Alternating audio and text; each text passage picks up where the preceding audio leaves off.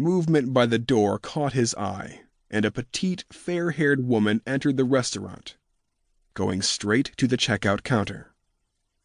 The retort died on his tongue. She was dressed in dark slacks and a matching blazer. The outline of the gun at her waist was visible to the trained eye. Shannon glanced at his watch. It was almost 8. "Working late, Agent Carrigan?" he called. She didn't smile when she turned, and he found himself wishing for even a slight curve of her full mouth. Disappointment settled low, and he tried to shake it off. Recognition softened her features a tad, making her even prettier, but it didn't satisfy him. "What did you expect?" She'd shot down his dinner invitation that afternoon. The hostess brought her order, already bagged and ready to go. The beep-beep of the buttons on the cash register were audible from where Shannon sat with his friend. He couldn't tear his eyes away from the petite FBI agent, who looked impeccable despite the time of day. The first time he'd met Special Agent Taylor Carrigan had been at Macaulay's, the local cop bar in Antioch. He'd held the door open and told her where she could find Detective Jared Manning.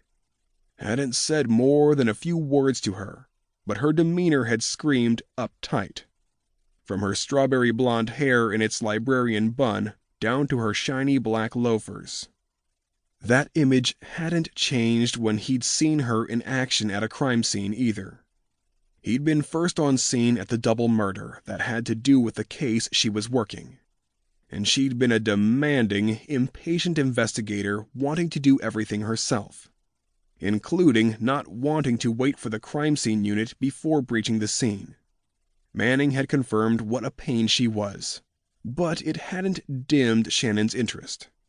When he'd taken her statement after a shooting incident a few weeks later, where Manning's biological brother had ended up with a bullet in his head, he'd seen something in Carrigan that had solidified his draw to her. Vulnerability under her toughness. She snapped and tried to push him away, but he'd kept her calm and drawn her to him, giving in to the odd urge to touch her. Shannon had tucked her into his side and walked her to his cruiser. He'd regretted releasing her then, had wanted to hold her, though Agent Carrigan would have never allowed that. He thought about her often in the following months, and seeing her outside the federal courthouse that afternoon had been welcome. He'd always liked a challenge, which was probably why he'd asked her out. He found himself disappointed again when the ching sounded and the cashier closed the register's drawer with a click. Carrigan hadn't spoken, and would probably leave just like that. So much for her saying she hoped to run into me again. His stomach jumped when she did the opposite and headed to his table. "Nice to see you again, Sergeant." Still no smile, despite the pleasant tone. Her hazel eyes glowed almost gold in the dim light of the hanging lantern. Damn, she's gorgeous. Mark cleared his throat, and Shannon jolted in his seat and reached for his manners. "Mark, this is Special Agent Carrigan. You remember her from that case in Antioch a few months back?" "Yeah, I think it was right before I left." His buddy stood and threw his hand out to the FBI agent. "Mark Rodriguez." The petite FBI agent shook his old partner's hand and finally smiled. He was jealous as hell it wasn't for him. "Nice to see you again. A sergeant as well, I see." "Yeah, for a few months at DPD now." The radio on Mark's hip screamed. "Officer needs assistance! Officer needs assistance!" "Shit, looks like I gotta go." "Damn, sounds like it," Shannon said. "Be safe. Hope all is well."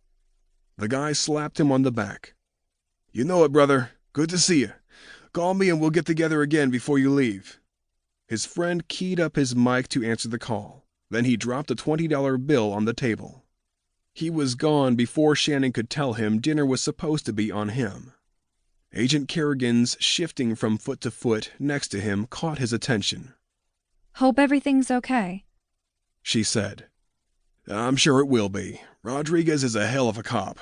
I kind of want to rush out there with him." He made eye contact with her and smiled.